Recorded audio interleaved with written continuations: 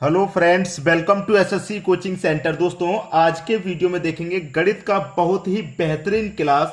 यहां पर वही प्रश्न मिलेंगे जो बार बार परीक्षाओं में आते हैं। ठीक है, तो चलिए स्टार्ट करते हैं। पहला प्रश्न है, 150 अंडे बेचने पर 30 अंडों के विक्रय मूल्य के बराबर लाभ होता है। लाभ प्रतिशत कितना है? देखिए, मैं आपको सबसे पहले क्लियर कर दूं, अगर आपको लाभ प्रतिशत पूछा जाए, लाभ प्रतिशत, तो आपको क्या करना है, जो भी लाभ है उसे ऊपर लिख लेना है। लाभ या प्रॉफिट पी लिख लीजिए, ठीक है, चाहे एक्स लिख लो। ठीक है, वाई में से क्या करेंगे, उसे माइनस कर देंगे, यानी कि जो टोटल वस्तु दे रखी है वो आपकी वाई है, उसमें से जो प्रॉफिट है माइनस कर देंगे, गुने 100। इंटरेस्टिंग बात इसमें यह है कि लाभ वाले केस में माइनस करना है, लाभ वाले में माइनस करना है, ये इसमें इंटरेस्टिंग बात है। ठीक है, नोट कर लीजिए। अगर हमें हानि का निकालना रहे, अगर हमें हानि प्रतिशत निकालना रहे तो क्या करेंगे, जो भी हमारा हानि है उसे ऊपर लिखना है, जो टोटल वस्तु है उसमें जोड़ देंगे हानि को। लाभ वाले में माइनस रहता है, हानि वाले में प्लस रहता है। ये इंटरेस्टिंग बात है क्योंकि अपोजिट में आ रही है। अपोजिट में इसलिए जहां लाभ होता है वहां प्लस होता है, जहां हानि होता है वहां माइनस, लेकिन यहां अपोजिट में आ रही है, इसलिए यह बात आपको इंटरेस्टिंग है। ठीक है, नोट कर लेना दोनों ही बातों को। अब जो पूछ रहा है आपसे, पूछ लाभ प्रतिशत निकालना, भाई लाभ प्रतिशत निकाल लीजिए। चलिए, ठीक है, कितने का लाभ हो रहा है, 30 अंडों के विक्रय मूल्य के बराबर, तो 30 ले लेना है। कितना बाई कितना है आपका, 150, इसमें से माइनस कर देंगे जो प्रॉफिट हो रहा है, प्रॉफिट हो रहा है 30 का, 30 माइनस कर दो, गुने 100। ठीक है, ऊपर तो 30 रहेगा, 150 में से 30 घटा देंगे, 120 रहेगा, गुने 100। 30 से 120 कटेगा 4 बार में, और 4 से 100 कटेगा आपका 25 बार में। यही आपके प्रश्न का बिल्कुल सही आंसर हो गया, बी ऑप्शन। बात क्लियर सभी को? अब देख लेंगे हम अगला प्रश्न। अगला प्रश्न है, 34 पुस्तकें बेचने पर एक दुकानदार को 6 पुस्तक के विक्रय मूल्य के बराबर हानि होती है। हानि प्रतिशत क्या है? हानि प्रतिशत निकालना है, जबकि मैंने आपको पहले ही नोट करा दिया है कि हानि प्रतिशत निकालना रहे तो जो भी हानि है उसे ऊपर लिख लेना है, और जो भी टोटल वस्तु रहेगी बाई, उसमें जोड़ देंगे हम हानि को और गुने कर देंगे 100। पहले एक प्रश्न में नोट करा दिया था। चलिए हानि प्रश्न निकालते हैं। हानि कितनी की? 6 पुस्तक के विक्रय मूल्य के बराबर हानि हो रही है, यानी कि 6 आपकी हानि हो गई। टोटल कितनी वस्तु है? 34 है, 34 ले लो, इसमें प्लस कर देंगे हानि को, हानि हमारा 6 है, गुने कितना भैया 100, ऊपर 6 है, 34 में 6 जोड़ देंगे 40 हो जाएगा, गुने 100 हो जाएगा। ठीक है, चलिए कटा देते हैं। 20 से कटेगा 2 बार में, और ये 20 से कटेगा 5 बार में। 2 से कटेगा 6 3 बार में, 3 का गुना कर दो 5 से, 15%। हानि 15% हो गई, यानी कि सी ऑप्शन आपका बिल्कुल सही जवाब हो गया। सभी को समझ में आ गया? अब देखेंगे अगला प्रश्न। अगला प्रश्न है, एक व्यापारी त्रुटिपूर्ण तराजू से सामग्री खरीदने में 20% तथा बेचने में 10% की बेईमानी करता है। देखिए दुकानदार कितना चालाक है, वो खरीदने पर तो बेईमानी कर रहा है 20% की, और बेचने पर भी बेईमानी कर रहा है 10% की, दोनों तरफ से बेईमानी से पैसा कमा रहा है। तो उसका जो लाभ है उसका प्रतिशत निकालना है। देखिए, इसके लिए एक फॉर्मूला होता है, एक्स प्लस वाई प्लस का एक्स वाई बट्टे 100। बहुत बार मैंने ये फॉर्मूला आपको पढ़ाया है, बहुत बार। ठीक है, ये पहले वाला x हो गया, ये बाद वाला वैल्यू y हो गया, y हो गया। ठीक है, अब देखिएगा, यहां पर तो वो 20% का प्रॉफिट ले रहा है, तो x आपका 20 हो गया, प्रॉफिट ले रहा है ना, तो प्लस का रहेगा।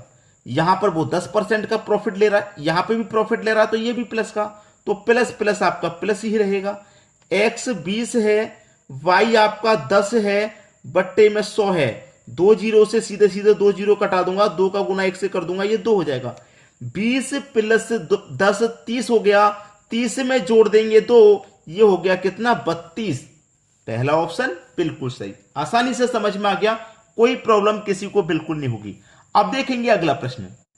अगला प्रश्न है, एक व्यापारी सामान खरीदने में 5% की बेईमानी करता है तथा सामान बेचने पर भी 5% की बेईमानी करता है। इसका लाभ प्रतिशत क्या है? भाई दोनों तरफ से बेईमानी कर रहा, खरीदने पर 5% की, बेचने पर भी 5% की। तो मैंने अभी क्या बताया था, x प्लस वाई प्लस का एक्स वाई बट्टे 100, यही तो मैंने आपको बताया। 5% की बेईमानी कर रहा है, एक्स आपका 5 प्लस का रहेगा क्योंकि प्रॉफिट हो रहा है उसे बेईमानी करने पर। बेचने पर भी उसे 5 का प्रॉफिट हो रहा है तो ये भी प्लस का रहेगा, ये भी प्लस, ये भी plus, plus plus plus. X आपका 5 है, वाई भी आपका 5 है, बट्टे में 100 है, यही तो है।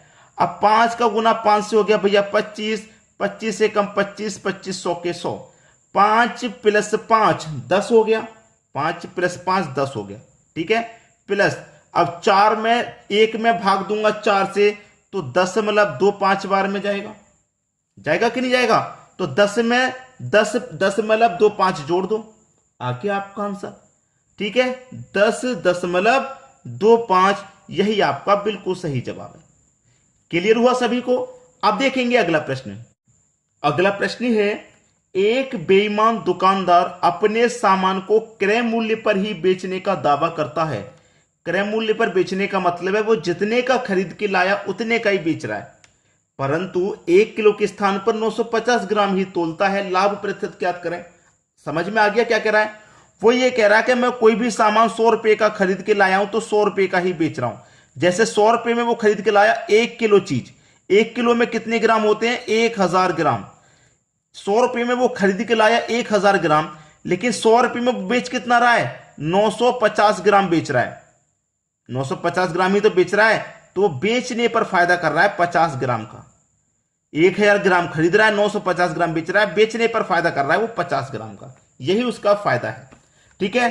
तो जो भी हमें त्रुटि या लाभ, जो भी हमें निकालना है त्रुटि या लाभ, वो निकाल लेंगे। कैसे निकालेंगे?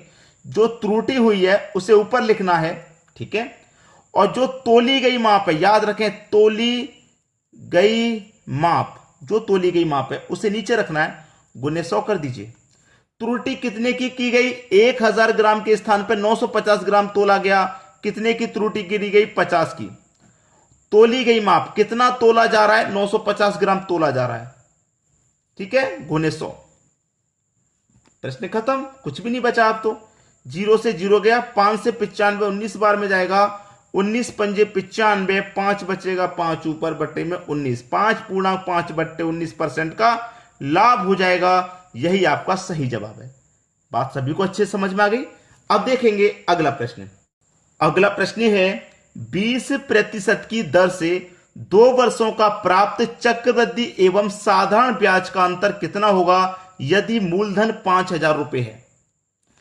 साधारण ब्याज और चक्रवृद्धि ब्याज का अंतर बार बार पूछा जाता है, याद रहे बार बार, इसको करना आना चाहिए। या तो 2 वर्ष का पूछा जाएगा या 3 वर्ष का पूछा जाएगा। अभी 2 वर्ष का है तो कैसे करते हैं? 2 वर्ष के लिए नोट कर लीजिए आप। 2 वर्ष का अगर निकालना है तो डिफरेंस बराबर पी आर का स्क्वायर बटे में 100 का स्क्वायर, इसे नोट कर लीजिए, ठीक है। 2 वर्ष का निकालने के लिए इसको नोट कर लीजिए, साधारण ब्याज और चक्रवृद्धि ब्याज का अंतर। अब देखिएगा अंतर कितना होगा, ये पूछ रहा है, डिफरेंस कितना होगा। जबकि प्रिंसिपल दे रखा है 5000 का, तो 5000 ले लो, पी मतलब principal 5000 into rate, rate R कितना है? 20% का, तो आर हमारा 20 है, 20 का स्क्वायर कर दो भाई। 20 का स्क्वायर कितना होता है? 400 होता है, 400 मैंने कर दिया। आ जाइए बटे में, 100 का स्क्वायर 10,000 होता है, कर दीजिए भाई, 10,000 कर दो, कर दिया। अब देखिए 2 जीरो से तो 2 जीरो ये कट जाएंगे, 2 जीरो से 2 जीरो ये कट जाएंगे, 50 का गुना 4 से कर दो, 200 निकल के आ जाएगा। तो डिफरेंस हमारा कितना निकल के आया? 200, यही हमारे प्रश्न का बिल्कुल सही जवाब है। ये क्या हो गया? आपका आंसर। बात क्लियर है सभी को? अब देखेंगे अगला प्रश्न। अगला प्रश्न है, 5000 रुपए की राशि पर 10% की ब्याज की दर से 3 वर्ष का प्राप्त चक्रवृद्धि ब्याज एवं साधारण ब्याज का अंतर कितना होगा? इस बार जो प्रश्न है वो 3 वर्ष के लिए है। 2 वर्ष का तो आप सीख चुके, अब 3 वर्ष का नोट कर लेना ताकि आगे के लिए दिक्कत ना हो। क्या रहता है? डिफरेंस बराबर पी आर का स्क्वायर बटे में 100 का स्क्वायर। बहुत सारे बच्चे यहां तक तो कंफ्यूजन में आ गए कि सर ये तो आपने 2 वर्ष के लिए बताया है। बिल्कुल सही है, 2 वर्ष के लिए बताया है, लेकिन 3 वर्ष के लिए थोड़ा सा और जोड़ लेते हैं इसमें, 300 प्लस आर बट्टे 100, इतना और जोड़ लेना है। अब ये 3 वर्ष के लिए हो गया। अब आसानी से निकाल लो, डिफरेंस निकालना है, ठीक है। प्रिंसिपल 5000 है, 5000 ले लो, इंटू आर, आर कितना है? 10, 10 का स्क्वायर 100 हो गया, 100 ले लो, बट्टे 100 का स्क्वायर, 100 का स्क्वायर 10,000 हो गया, 10,000 ले लो। 300 में जोड़ दीजिए आर को, आर हमारा 10 है, 300 में 10 जोड़ दूंगा, ये 310 हो जाएगा। बट्टे में कितना हो गया भैया 100। बस काटा पीटी कर लेना, आंसर आ गया। देखिए 100 से 100 सीधा सीधा ये कट गया। 1 2 3 जीरो से 1 2 3 जीरो ये भी कट गए, और देखिए 1 जीरो से ये 1 जीरो भी कट गया। 5 का गुना कर दो 31 से, डिफरेंस निकल के आ गया। 5 एकम 5 और 5 त्रिका 15, यानी कि 155 आपके प्रश्न का बिल्कुल सही जवाब है। बात सभी की समझ में आ गई। तो दोस्तों आज की वीडियो में इतना ही। वीडियो पसंद आया लाइक कीजिए, कमेंट कीजिए, शेयर कीजिए। ठीक है दोस्तों, धन्यवाद।